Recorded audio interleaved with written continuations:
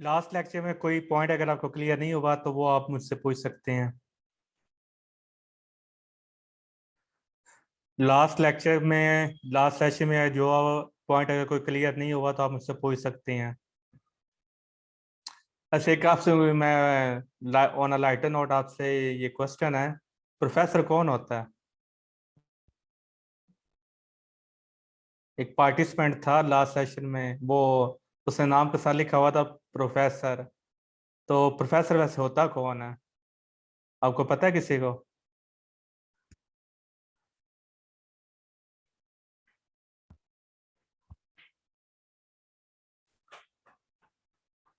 सो रहे हैं कि जाग रहे हैं? आवाज आ रही है? स्क्रीन भी शेयर हो रही है तो फिर आप रिप्लाई करें। हाँ यस सर, आवाज आ रहा है। सही हो गया। कोई अगर क्वेश्चन है तो आप मुझसे पूछ सकते हैं। ठीक है सर। लास्ट लेक्चर का कोई क्वेश्चन है जो क्लियर ना हुआ हो? Professor yes sir. पीएचडी बंदे को कहते हैं, ठीक है जी बिल्कुल। यूनिवर्सिटी रैंक इंस्ट्रक्टर उसको हम प्रोफेसर कहते हैं। लेकिन हमारे यहाँ क्या होता है, जो कॉलेज में पढ़ा रहा होता है वो भी खुद को प्रोफेसर लिखता है। अब जिसने लास्ट सेशन में प्रोफेसर लिखा था नाम के साथ, जस्ट लोगों को अट्रैक्ट करने के लिए लिखा था, देखो जी मैं प्रोफेसर हूँ, हालांकि पता नहीं उसकी क्वालिफिकेशन एमएससी हो या बीएस फिजिक्स हो। तो ये ना हमारे यहाँ ये इंटरव्यू में वैसे जनरल पूछ सकती हैं आपसे कि प्रोफेसर क्या होता है। तो प्रोफेसर यूनिवर्सिटी रैंक इंस्ट्रक्टर होता है, उसको प्रोफेसर बोलते हैं। और यूनिवर्सिटी रैंक में पीएचडी जो होता है ना, वो प्रोफेसर होता है। पहले वो एसोसिएट प्रोफेसर बनता है, फिर वो दूसरा वो आगे फिर सीनियर वो बनता है। ठीक है, हमारे पाकिस्तान में क्या होता है, पाकिस्तान में एमएससी करके या बीएस फिजिक्स करके तो नाम के साथ ही प्रोफेसर लगा लेते हैं। मैंने बहुत सारे ऐसे लोगों को देखा है कि होते हैं वो बीएस हैं या एमएससी हैं या एमफिल हैं और पढ़ा रहे कॉलेज में होती हैं, तो नाम के साथ प्रोफेसर लिख लेते हैं। अब उसने कहा था कि जो मून है और अर्थ ये पॉइंट चार्ज हैं, उसने ये बात की थी। अब देखिए, क्या मून आपको छोटा नजर आता है कि बड़ा नजर आता है? क्या मून है, क्या मून का इतना साइज है कि हम उसके डायमेंशंस को इग्नोर कर सकें?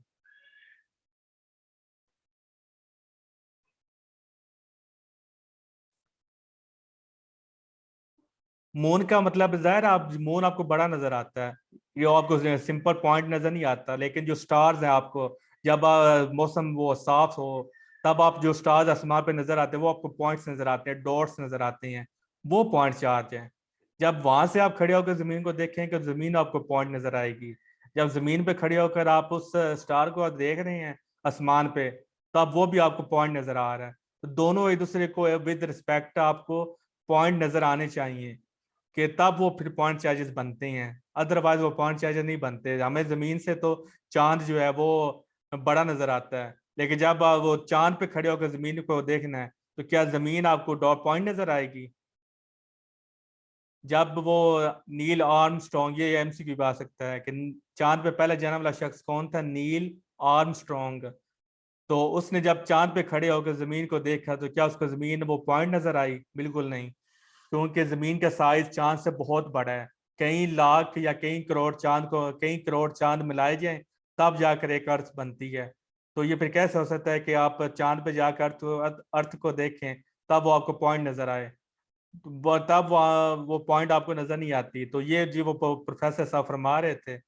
तो मैंने फिर आगे इसलिए उसको मैंने इग्नोर कर दिया कि अगर मैं करूं तो वो सारा जो लेक्चर है वो खराब हो जाना है। तो पॉइंट चार्ज के रिलेटेड आपके बारे में माइंड में कोई क्वेश्चन है तो वो मुझसे पूछ लें, फिर हम आगे चलते हैं। अभी तक मैंने क्या बातें की मैं आपकी शॉर्टली बता दूं, ताकि लास्ट लेक्चर अगर आप मौजूद नहीं थे तो आपको थोड़ा सा अंडरस्टैंडिंग हो जाए। सबसे मैंने आपसे बात की कि न्यूटन जो कॉलम्स थे उन्होंने कैसे ये लॉ पेश किया। उन्होंने ग्रेविटेशन लॉ की एनालॉजी को इस्तेमाल किया। उन्होंने कहा कि जिस तरह मैसेज एक दूसरे को अट्रैक्ट करते हैं तो हम इस फिनोमेना को चार्जेस पे अप्लाई करके देखते हैं। क्योंकि जो न्यूटन था उसने भी मैसेज को क्या लिया था? पॉइंट मैस लिया था। आपको पता है ना कि न्यूटन ग्रेविटेशन लॉ में जो M1 और M2 है ये पॉइंट मैसेज होती हैं, या नहीं पता आपको? 6 पार्टिसिपेंट है तो आप तो कम से कम एक्टिव हो जाएं। वॉइस में तो इशू आता है बोलने में, लेकिन चैट में तो आप लिख सकते हैं। तो ये भी एमसीक्यू आ सकता है कि ये जो M1 और M2 होते हैं ये हमारे पॉइंट मैसेज होते हैं। दूसरा मैंने आपको बताया था कि हम कॉलम्स लॉ में यहाँ पर लिखा भी हुआ है कि कॉलम ने क्या किया कि since to message attract each other in the same way the charges can attract, उसने ये सोचा था कि चार्जेस भी अट्रैक्ट करेंगे, लेकिन जब उसने एक्सपेरिमेंट परफॉर्म किया तो उसने देखा चार्जेस रिपेल भी कर रहे थे और अट्रैक्ट भी कर रहे थे। तो फिर उसने ये फोर्स दी, दिस फोर्स हम कहते हैं electrostatic force of electrostatic force. तो फिर मैंने आपको बताया कि कॉलम लॉ में इंटरव्यू में क्वेश्चन पूछा जाता है तो 1/4 पाई एप्सिलॉन नॉट ये क्यों आता है कॉलम लॉ में, या ये जो हम आर स्क्वायर लेते हैं यहाँ पर हम आर या आर क्यूब क्यों नहीं ले सकते। तो मैंने इसके बारे में कहा था कि आप, मैंने 2 वीडियोस बनाई हुई है इस टॉपिक पे। इस पे 15-20-25 मिनट की वीडियो इस टॉपिक पे है और 15-20 मिनट की इस वीडियो पे है, इस टॉपिक पे है। यानी कि जस्ट ये बात और जस्ट ये सारी ये बात, इन 2 बातों पे मैंने तकरीबन 45 से 50 मिनट या 40 से 50 मिनट की जो वीडियो वो मैंने बनाई हुई है। इट मीन मैंने वहां पे चीजों को बहुत अच्छी तरह एक्सप्लेन किया है, आपको एक एक पॉइंट वहां पे क्लियर किया है कि ये कैसी चीज है, 1/4 पे ही क्यों आता है। आप गूगल पे करें ना क्वेश्चन, जिस तरह उसने प्रोफेसर साहब ने किया हुआ था, वो मैं ना इस वीडियो के बाद वो लिंक मैं शेयर करूंगा ग्रुप में, ठीक है। अब जब भी आप ये क्वेश्चन पूछे ना कि 1/4 पे कैसे आता है, तो सारे गूगल करना शुरू हो जाते हैं। तो जब वो गूगल करते हैं तो गूगल पे बड़ी मुश्किल से वर्डिंग आती है। तो जब आप इंटरव्यू में बैठकर, वो ज़ाहिर है आपने इतनी मुश्किल वर्डिंग आपको तब याद नहीं रहती, तब आप वो प्रेशर में होती हैं। तो ये तब आप वो, फॉर एग्जाम्पल आपने वो मुश्किल वर्डिंग याद की हुई है, तो इंटरव्यू में आप वो मुश्किल वर्डिंग बोले तो उसने कहा कि हमें तो इस बात की समझ ही नहीं आ रही कि आप क्या बोल रहे हैं। अपनी बात को सिंपल वर्डिंग में हमने चीजों को बताना होता है इंटरव्यू में। ये नहीं होता कि आप क्वेश्चन पूछें वो इंटरव्यू प्रोफेसर, तो आप वहां से इतना जिसको मुश्किल वर्डिंग में इतनी कम्प्लेक्स अंदाज में उसको आंसर करें, ये एक अच्छा इंप्रेशन नहीं होता। आपने आंसर करना सिंपल वे में, ताकि क्योंकि वो फिर ये कहता है कि हमने इससे जो क्वेश्चन पूछे इसने इसका आंसर सिंपल वे में दिया है, तो यानी में इसके अंदर ये एबिलिटी है चीजों को एक्सप्लेन करने की। बेसिकली टीचिंग किस चीज का नाम है? टीचिंग इस चीज का नाम है आप अपने पर जो नॉलेज है वो बच्चों को किस तरह आप प्रोवाइड करती हैं। आपने देखा होगा कि बहुत सारे ऐसे टीचर होते हैं उनके पास नॉलेज बहुत ज्यादा होता है, लेकिन उनको पढ़ाने का तरीका नहीं आता, कि वो जब पढ़ाती हैं उनका लेवल इतना हाई होता है कि बच्चों को समझ नहीं आती। इन चीजों को वो प्रोफेसर नोट करता है, वो कहते हैं कि ये बंदा जो अपनी बात को जो एक्सप्लेन कर रहा है, क्या इसकी बात बच्चों को समझ आ जाएगी, क्या इसके अंदर ये एबिलिटी है कि एक बात को अपनी कन्वे कर सकी इजी वे में। ज्यादा मुश्किल वे में तो हमें चीजें समझ नहीं आती, तो ये सारी चीजें इंटरव्यू में पूछी जाती हैं। तो गूगल पे, आपको एक बड़ी इंपॉर्टेंट बात बता दूं, गूगल पे हर आंसर ठीक नहीं होता, क्योंकि जो भी क्वेश्चन क्वेश्चन आंसर वाली वेबसाइट्स होती हैं, मैं उनकी बात कर रहा हूँ, एक होती है ऑफिशियल वेबसाइट्स, वहाँ वहाँ पर एक्सपर्ट बैठे होते हैं तो वो उनके आंसर ठीक होते हैं। लेकिन जो क्वेश्चन आंसर वाली वेबसाइट्स होती हैं ये ऑफिशियल वेबसाइट्स नहीं होती। यहाँ पर वो क्या करते हैं कि वेबसाइट बना देती हैं, वो फिर आप कोई भी वो वहां से लॉग इन करके वो आप अपना आंसर वहां पे दे सकते हैं। आपने ट्राई भी आप कर सकते हैं, जितनी भी क्वेश्चन आंसर वाली वेबसाइट्स हैं जैसे टॉपर हो गई, ये और भी हो गई, अब माइंड में नहीं आ रहा, अब वहां पे आप आंसर कर सकते हो। अब जरा जब आपने आंसर किया है तो आपका गलत भी हो सकता है, सही भी हो सकता है, तो आंसर तो सही वही होगा जो एक्सपर्ट का आंसर होता है। तो इसलिए जो क्वेश्चन आंसर वाली वेबसाइट्स है वहां पर आपने इतना उसको यकीन नहीं करना। वहां पर ये वाला क्वेश्चन लिखे तो आपको वो बता देता है जी 3 डायमेंशनल होता है, 4 πr², अजीब सी वर्डिंग होती है उसकी, पल्ले कख नहीं पड़ता। तो इन 2 वीडियोस के मैंने आपको बताया था कि वो मैं आपको लिंक सेंड करूंगा। फिर नेक्स्ट मैंने बात ये की कि कॉलम लॉ पॉइंट चार्जेस के लिए एप्लीकेबल है। मैंने आपको बताया कि पॉइंट चार्ज क्या होती हैं, कि पॉइंट चाहिए होते हैं कि जब आप उनके दरमियान डिस्टेंस इतना ज्यादा कर दें कि एक जगह पे खड़े होकर जब दूसरे चार्ज को देखे तब वो आपको पॉइंट नजर आए, दूसरे को देख कर पहला भी आपको पॉइंट नजर आए। ये नहीं है कि यहाँ से खड़े होकर यहाँ पर आपको देखें तो ये पॉइंट नजर आए, लेकिन यहाँ पे खड़े होकर इस चीज को देखें तो ये आपको पॉइंट नजर ना आए, नहीं, दोनों आपको पॉइंट ही नजर आने चाहिए। और यहाँ पे एक और इम्पोर्टेंट बात आ गई। अब फॉर एग्जाम्पल एक चीज ये छोटी सी चीज है और एक ये बड़ा सा बड़ी चीज है, बड़ा चार्ज है, सही है। अब इन दोनों के दरमियान आप इलेक्ट्रोस्टैटिक फोर्स को स्टडी नहीं कर सकते। क्यों नहीं कर सकते? क्योंकि जैसे ही आपने इसको थोड़ा सा दूर लेके जाना है, तो यहाँ पे खड़े होकर जब आप इस चार्ज को देखें तो ये तो आपको पॉइंट नजर आएगा, लेकिन जब आप यहाँ पे खड़े होकर इस चार्ज को देखेंगे तब आपको पॉइंट नजर नहीं आएगा।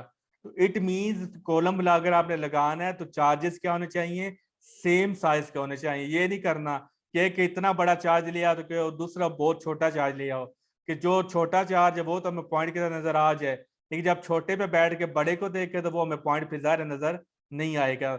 ये एक इंपॉर्टेंट बात अब माइंड में अभी आई है कि चार्जेस क्या होने चाहिए, सेम इन साइज होने चाहिए। और जो कॉलम ला ये स्फेरिकल चार्जेस के लिए एप्लीकेबल है। अब मेरा आपसे क्वेश्चन है कि स्फेरिकल चार्जेस के लिए एप्लीकेबल क्यों है, रेक्टेंगुलर शेप क्यों नहीं हो सकती, ट्राइंगुलर शेप क्यों नहीं हो सकती? क्योंकि कोई भी बॉडी की शेप है हम उस पर चार्ज करिए वो इंड्यूस कर सकते हैं। उसको रबिंग का तरीका होता है, इलेक्ट्रोस्टैटिक इंडक्शन होती है, तो डिफरेंट वे होते हैं जिससे आप एक बॉडी पर चार्ज इंड्यूस कर सकते हैं, उसको चार्ज कर सकते हैं। जरूरी नहीं होता है कि इलेक्ट्रॉन प्रोटॉन ही चार्जेस होती हैं, नहीं, बॉडीज भी आप उसको चार्ज कर सकते हैं। जैसे कंघ है, कंघे को आप बालों पर रगड़ें, फिर आप वो आपने पढ़ा भी एक्सपेरिमेंट कि उसको कागज पे जब आप टुकड़ों के पास करेंगे तो वो उसको खींचना शुरू हो जाएगा, अट्रैक्ट करना शुरू हो जाएगा। तो इसका मतलब वो कंघे पे भी चार्ज आ गया, और वो जो कागज के टुकड़े हैं उस पर भी चार्ज आ गया। तो यानी कि बॉडीज पे भी चार्ज आ सकता है। तो अब बॉडीज की डिफरेंट शेप होती है, ट्राइंगुलर भी हो सकती है, रेक्टेंगुलर भी हो सकती है, लेकिन मैंने बोला कि कॉलम्स ला पॉइंट सिर्फ और सिर्फ स्फेरिकल चार्जेस के लिए ही वो एप्लीकेबल है। अब इसका आंसर मुझे बताएं कि स्फेरिकल चार्जेस के अलावा और कोई चार्ज क्यों नहीं हो सकता?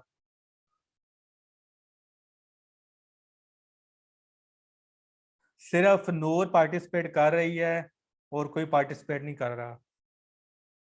आप 6 मेंबर्स हैं, कलसूम, मिनाल, नूर, सुमैया।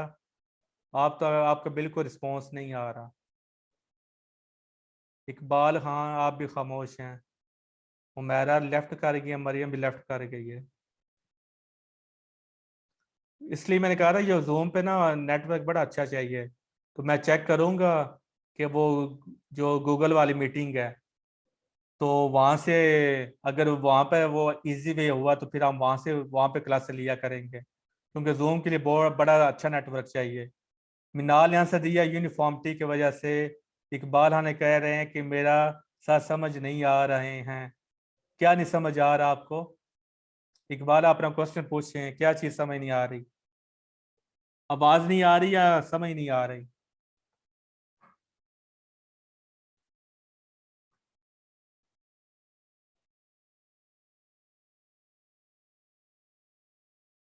इकबाल, हाँ मैं आपका वेट कर रहा हूँ। आपको क्या चीज समझ नहीं आ रही या वॉइस नहीं आ रही, बताएं, फिर मैंने तब आगे जाना है।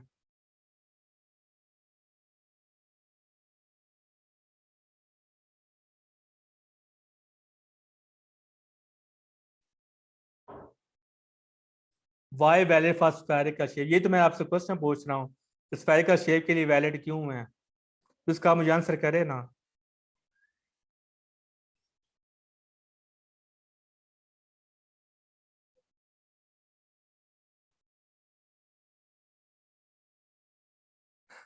अभी मैंने आपको बताया है कि जो ये चार्जेस पॉइंट चार्जेस के लिए ये एप्लीकेबल हैं, बताया है ना।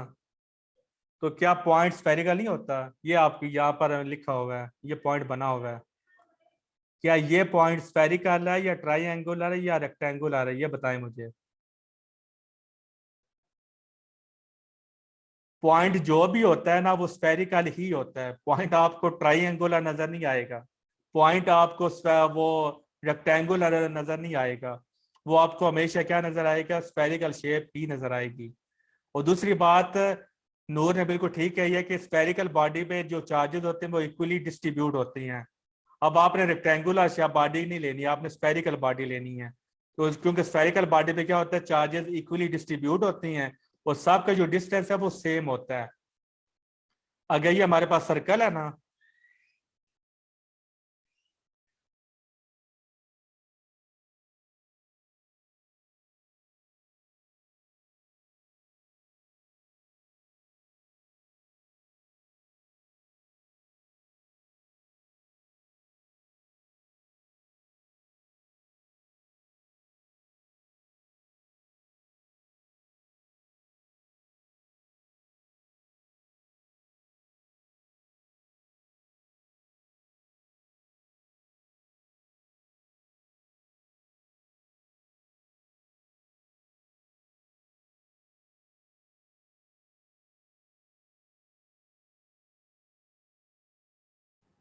स्क्रीन नजर आ रही है, वॉइस आ रही है आपको?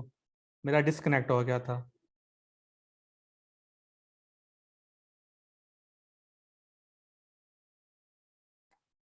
वॉइस आ रही है और स्क्रीन आपको शेयर हो रही है, रिकॉर्डिंग भी हो रही है।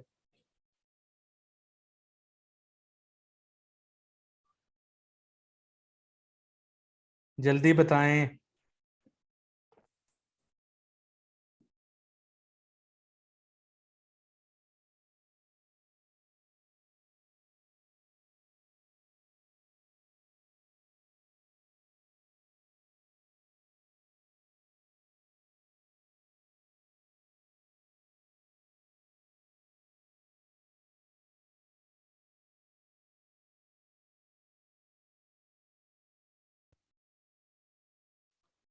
स्क्रीन शेयर हो रही है, वॉइस आ रही है। लाइट से कुछ है नहीं तो सिग्नल बड़े डाउन होते हैं। अब अगर डिस्कनेक्ट हुआ फिर हम बाकी मैं आपको ना यूट्यूब पे लेक्चर बना के वो आपको बता दूंगा। और बाकी जो आपके क्वेश्चन होंगे वो आप मुझसे ग्रुप में आप मुझसे पूछ लीजिएगा। वैसे आप पूछते तो हो कोई नहीं, तो चलिए वहां पर आप पूछ लीजिएगा, ठीक है। तो बात ये हो रही थी कि जो चार्जेस हैं वो स्फेरिकल स्फेरिकल के लिए ही ये एप्लीकेबल है।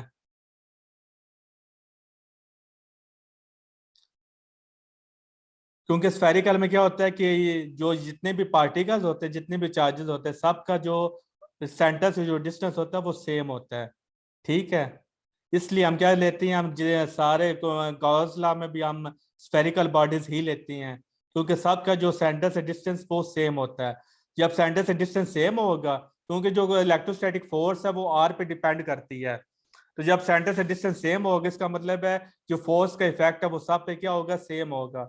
अगर किसी एक बॉडी पे का एक डिस्टेंस ज्यादा है और एक बॉडी का डिस्टेंस कम है, तो जिसका डिस्टेंस ज्यादा है वहां पे फोर्स से ज्यादा कम होगी, और जिसका डिस्टेंस कम है वहां पे फोर्स से ज्यादा स्ट्रोंग होगी। तो यानी कि एक ही बॉडी पे डिफरेंट चार्जेस का डिफरेंट इफेक्ट वो आएगा। तो ठीक है, इसलिए अब आप देख सकते हैं जो रेक्टेंगल होती है, रेक्टेंगल में क्या होता है, सिर्फ आमने सामने वाली जो साइड्स होती हैं वो इक्वल होती हैं, अपोजिट साइड्स इक्वल होती हैं, ऐसे ही है ना। तो देखिए अगर हम रेक्टेंगल लेते हैं, ये इसका सेंटर है, तो यहाँ पे जो चार्जेस पड़े होंगे उनका सबका एक तो इसको ना, जो स्फेरिकल जो सिमेट्री होती है वो बहुत ज्यादा इजी होती है, इजी टू सॉल्व होती है, आसान सॉल्व करने के लिए। लेकिन जितनी भी बाकी जो सिमेट्रीज होती है वहां पर वो सॉल्व करना उनको इजी नहीं होता। अब देखिए यहाँ पर जो चार्जेस हैं उसका डिस्टेंस कम है, लेकिन यहाँ पे जो डिस्टेंस है या यहाँ पे जो चार्ज है उसका डिस्टेंस क्या हो गया है, उसका डिस्टेंस ज्यादा है। लेकिन यहाँ पे जो चार्ज है उसका डिस्टेंस क्या है, कम है। तो ये जो चार्ज है, यहाँ पे फोर्स का इफेक्ट कुछ और होगा, यहाँ पे फोर्स का इफेक्ट कुछ और होगा। यानी कि एक ही ये जो बॉडी है यहाँ पे फोर्सेस हमें डिफरेंट फोर्सेस मिल रही हैं, तो इसलिए फिर उसको सॉल्व करना बड़ा मुश्किल हो जाता है। लेकिन जब आप स्फीयर की बात करते हैं तो सारी जो चार्जेस की जब जो फोर्सेस का इफेक्ट है वो हमें सेम मिलता है, तो इसलिए फिर हम स्फेरिकल सिमेट्री को ही यूज करते हैं। ठीक है, अब हम आगे चलते हैं। पॉइंट चार्ज के बारे में काफी बातें हो गई हैं, तो अब हम बात करते हैं टेस्ट चार्ज के बारे में।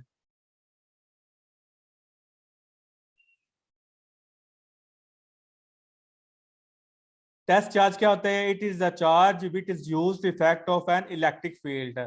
तो ये इलेक्ट्रिक फील्ड को मालूम करने के लिए इस्तेमाल होता है, क्योंकि इलेक्ट्रिक फील्ड हमें नजर नहीं आता, इनविजिबल रीजन होता है किसी भी चार्ज के गिर्द, जिस पर दूसरा चार्ज क्या करता है वो दूसरे चार्ज पर फोर्स एक्सर्ट करता है। तो इनविजिबल रीजन पे हमने अब फॉर एग्जांपल ये एक चार्ज का इलेक्ट्रिक फील्ड है, ये हमें नजर तो नहीं आएगा कि ये चार्ज का इलेक्ट्रिक फील्ड है। तो यहाँ पर ज़ाहिर है अब हमने क्या करना है, हमने इलेक्ट्रिक फील्ड की स्ट्रेंथ को मालूम करना है।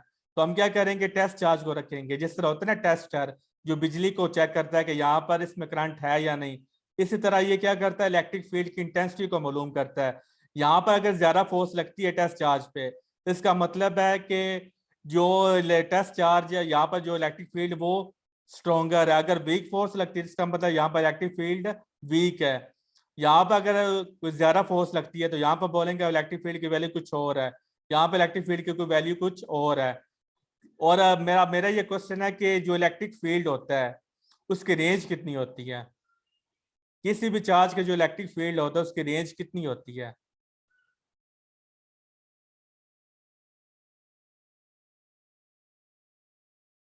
ये यानी कि उसका इलेक्ट्रिक फील्ड कहाँ तक उसका वो चलता है, इलेक्ट्रिक फील्ड की रेंज कितनी होती है।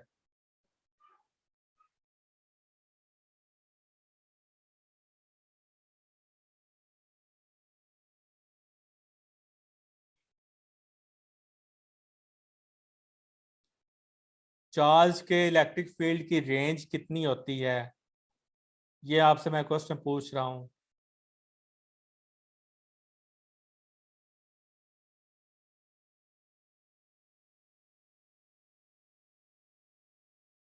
और फोर्स की रेंज क्या होती है। जी बिल्कुल, इनफानाइट। इलेक्ट्रिक फील्ड की जो रेंज है वो इनफानाइट होती है, हमें इसके रेंज का पता नहीं है। तो इलेक्ट्रिक फील्ड की जब रेंज इनफानाइट है तो जाहिर है हम जब जो है ना इलेक्ट्रिक फील्ड की हम वैल्यू मालूम नहीं करते, बल्कि हम क्या करती हैं, इलेक्ट्रिक फील्ड इंटेंसिटी की वैल्यू मालूम करती हैं। हमें नहीं पता कि इसका इलेक्ट्रिक फील्ड कितना, वो इलेक्ट्रिक फील्ड की क्या वैल्यू हम जब मालूम करती हैं, एक पॉइंट पर इलेक्ट्रिक फील्ड इंटेंसिटी की वैल्यू मालूम करती हैं, पूरा इलेक्ट्रिक फील्ड हम मालूम नहीं कर सकते। ठीक हो गया। अब यहाँ पर बड़ी इंपॉर्टेंट बात, क्वेश्चन पूछा जाता है कि टेस्ट चार्ज या वो बुक्स में जब आप पढ़ते हैं तो वो प्लस क्यों लेती हैं, क्या नेगेटिव चार्ज भी एज अ टेस्ट चार्ज हम यूज कर सकते हैं। क्वेश्चन मेरा ये है कि क्या नेगेटिव चार्ज को हम टेस्ट चार्ज के as a test charge use कर सकते हैं। बुक्स में हम पढ़ते हैं प्लस चार्ज हमने लिया।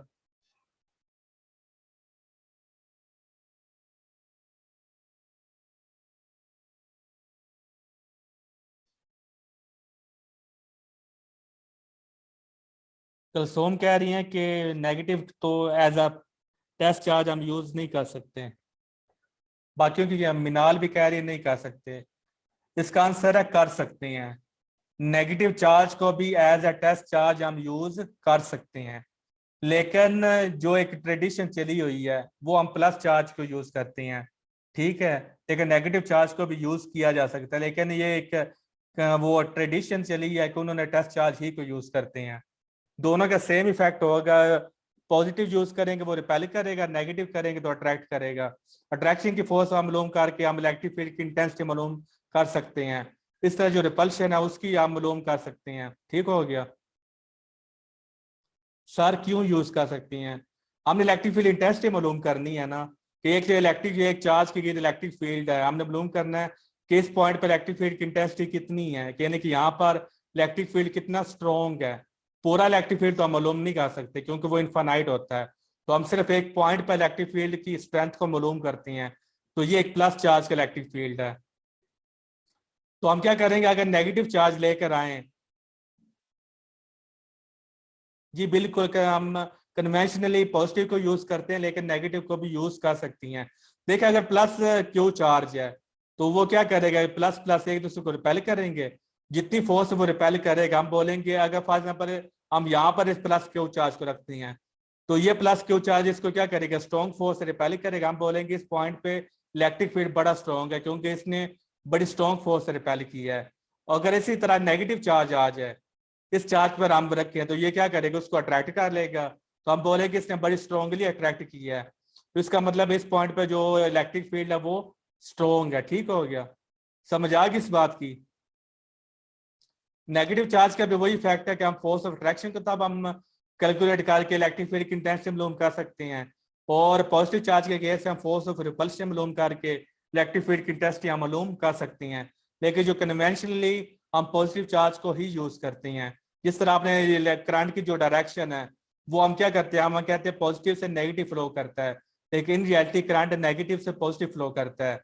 लेकिन वो कन्वेंशनली हम यूज करते हैं कि पॉजिटिव से नेगेटिव करंट, क्योंकि पहले जो साइंटिस्ट थे उन्होंने पॉजिटिव से नेगेटिव को यूज किया, आज भी हम उसी कन्वेंशन को लेके चल रहे हैं, लेकिन रियलिटी नेगेटिव से पॉजिटिव करंट जो है वो फ्लो करता है। सर इस Coulomb law valid only for stationary charges, जी बिल्कुल, कॉलम लॉ सिर्फ और सिर्फ स्टेशनरी चार्जेस के लिए ही एप्लीकेबल है।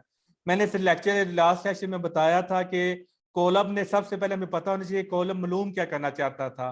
कॉलम ये मालूम करना चाहता था कि दो चार्जेस के दरमियान फोर्स किस नेचर की होगी, अगर सिमिलर चार्जेस हैं तब फोर्स क्या हो गया, और अगर अपोजिट चार्जेस है तब उनके दरमियान फोर्स किस नेचर की होगी। अगर मूविंग चार्ज होगा तो आपको पता है मूविंग चार्ज में क्या होता है, करंट होता है, मैग्नेटिक फील्ड होता है।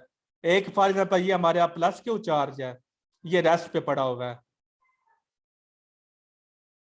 ये हमारा प्लस क्यू चार्ज ये रेस्ट पे पड़ा हुआ है। तो एक हमने चार्ज लिया माइनस, वो भी प्लस क्यू ही ले लेते हैं, लेकिन हम इसको क्या कर रहे हैं, मूव करवा रहे हैं।